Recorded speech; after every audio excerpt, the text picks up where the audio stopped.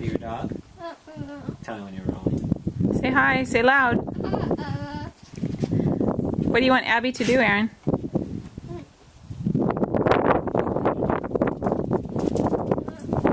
Abby! Abby! Abby! Abby! Look, Abby! And that's why we need a therapy dog that will actually stay with our son. Say hi. Where did you go, Aaron? What is your name?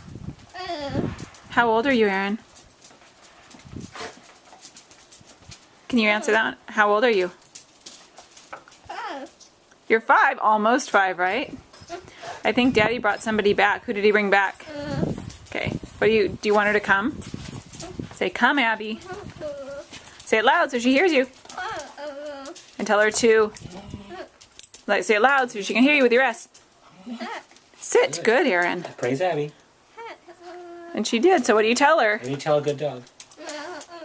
Good girl. Good Abby. What are you going to give her?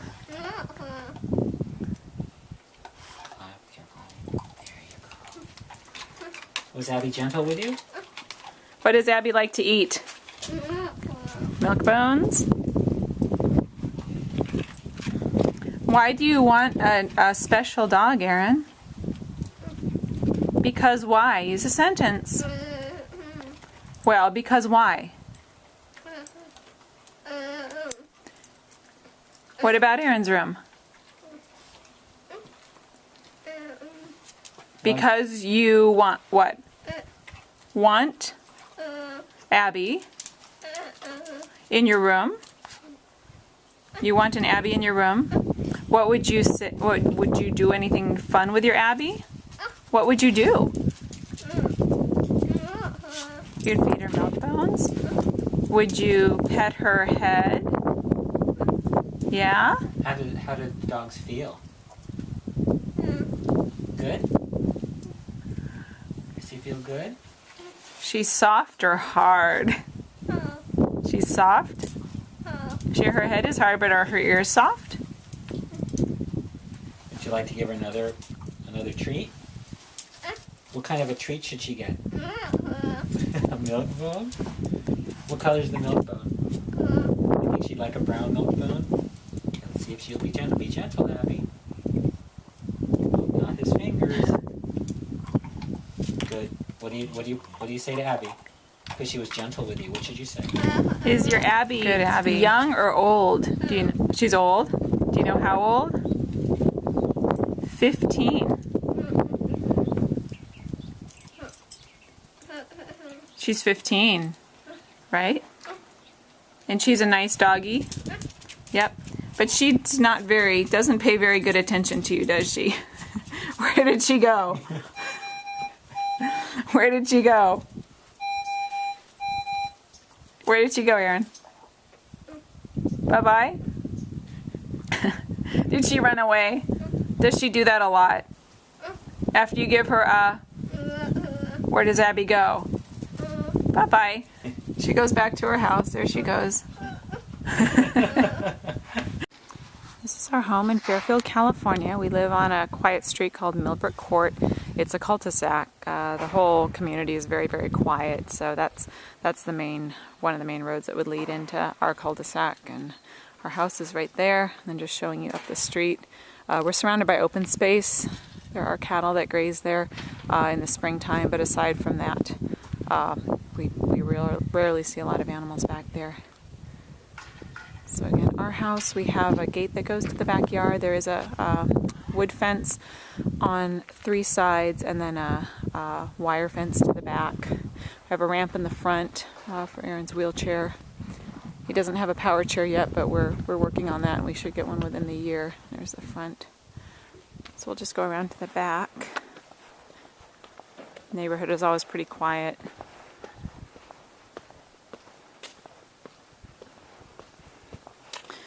Main garage, and we have a second garage over there.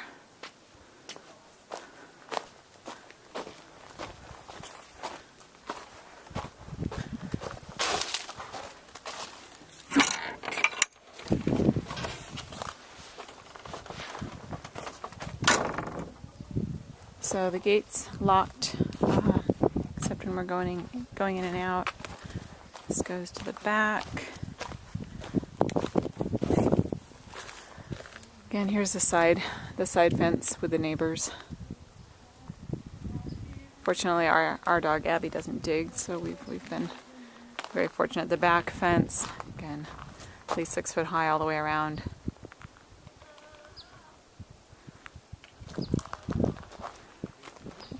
And that's where we were filming just a minute ago. Was right by one of the doors that goes to the outside. So.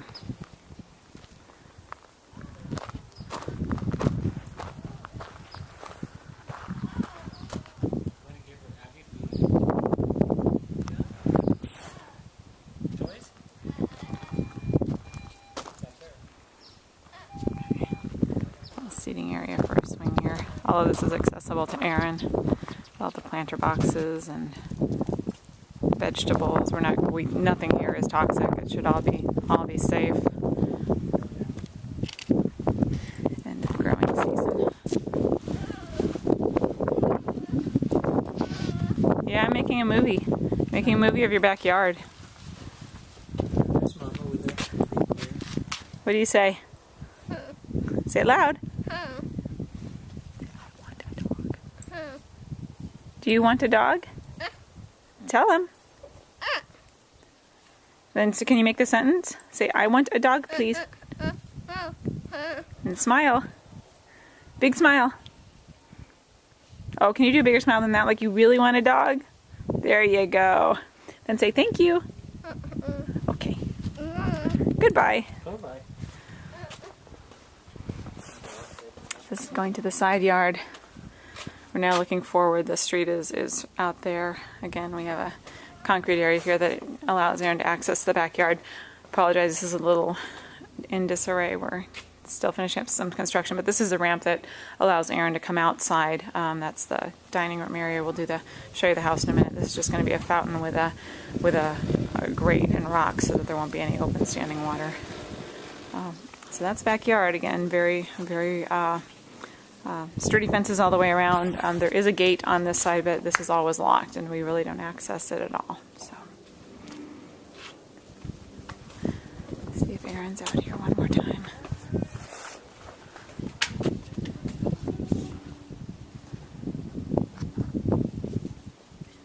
Oh, I probably should show you the surrounding hills too. Again, it's all open space. You can kind of see out.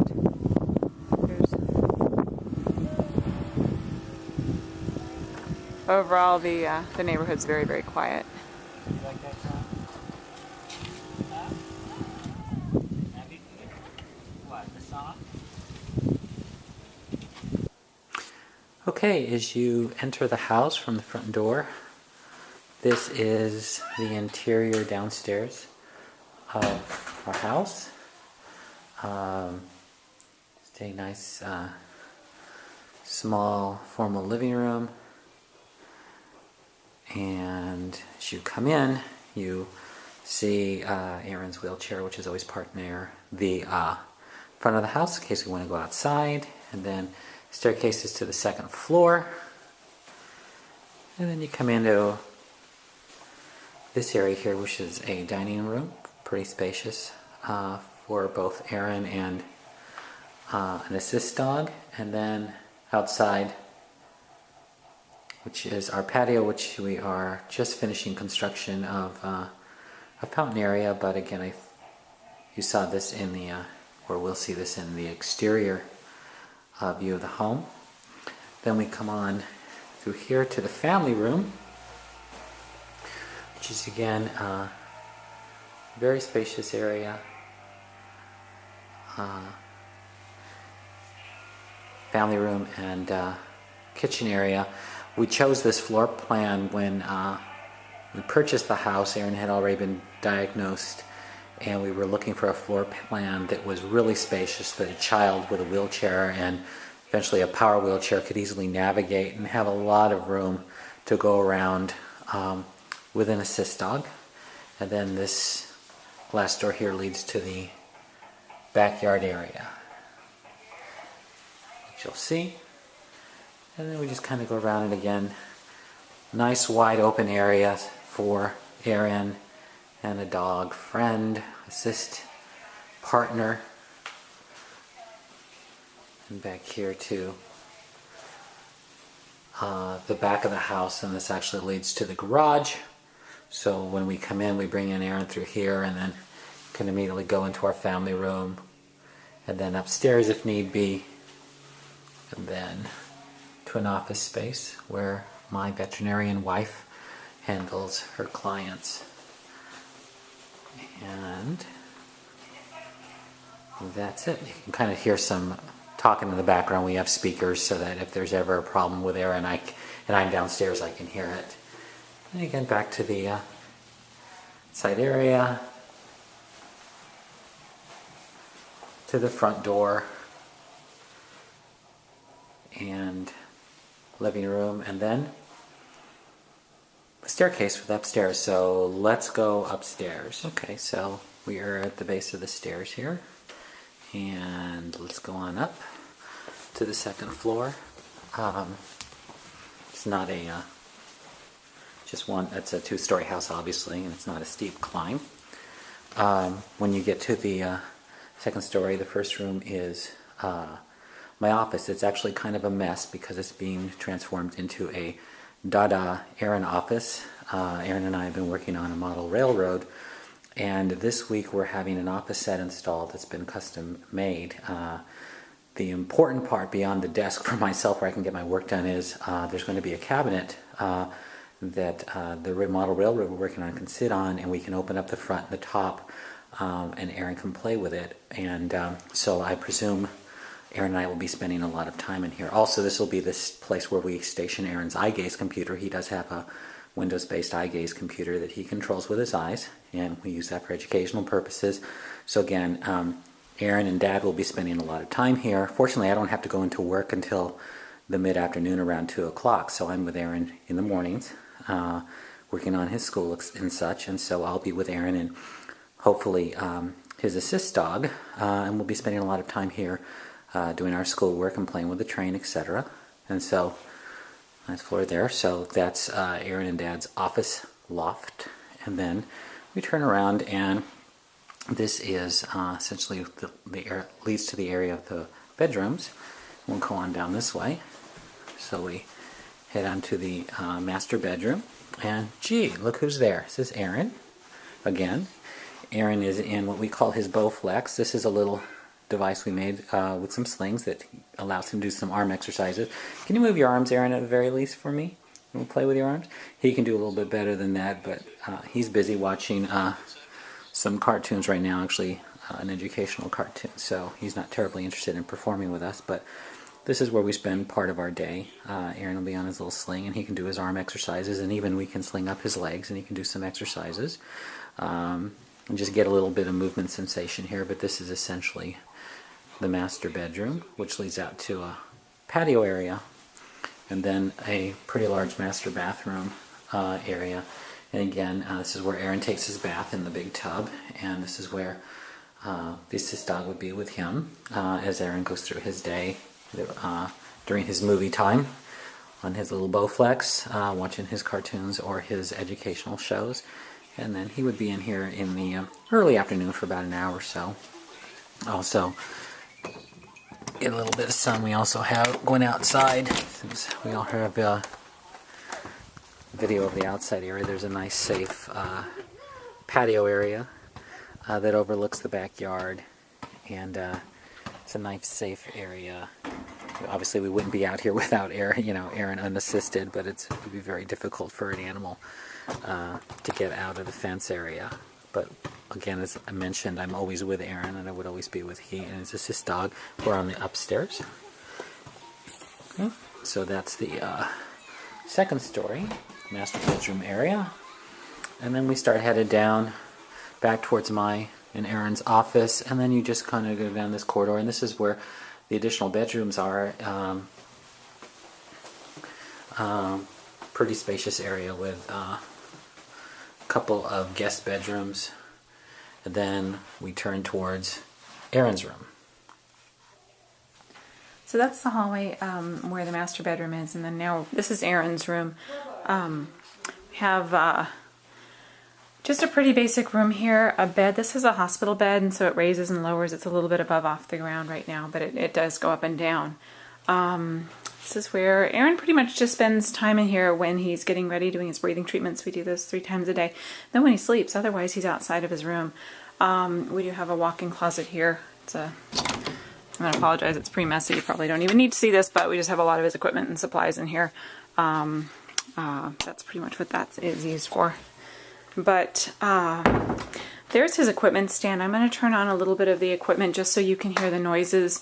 His room can get a little bit noisy at times. I don't think that would be prohibitive. I don't think any of the noises are necessarily scary. It almost, if a dog can handle a vacuum cleaner, then they can certainly handle all of these noises. The BiPAP machine is what Aaron uses to sleep, and then some of the time during his breathing treatments, it's on.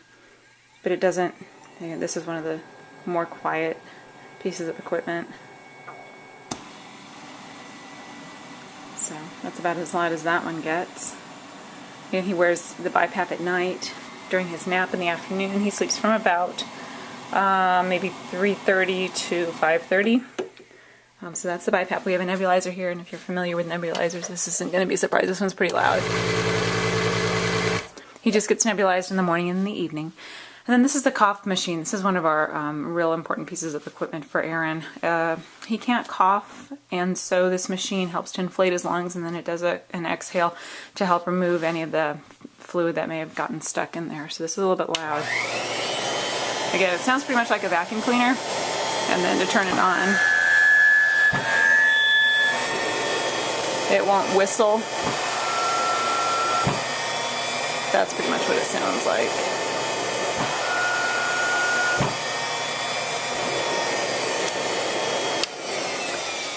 And Aaron gets coughed multiple times throughout each breathing treatment. We usually do sets of coughs until he's clear, and then if there ever is an emergency with him and he has done something where he can't clear his airway, then we'll run him up here and use the cough machine. We actually have a cough machine in our van as well. Aaron does not travel with his BiPAP. We have a small portable nebulizer, but as far as van travel with him, we do just have the cough machine and then the suction. We have an oxygen concentrator, which we hardly ever have on, so I probably won't even turn that on. I think we've only used it twice since we've been here. And again, so that's just Aaron's room. It's pretty basic, but again, the bed goes up and down, so I think we were hoping that should he ever be able to get a service dog, the dog would be close to him and kind of keep him company. So, and since we don't go to the library, we kind of have to provide a library here. So I'll go take you into the other room real quick, and we can see Aaron. I don't know if you've heard the suction machine. Do we have tape of the suction machine?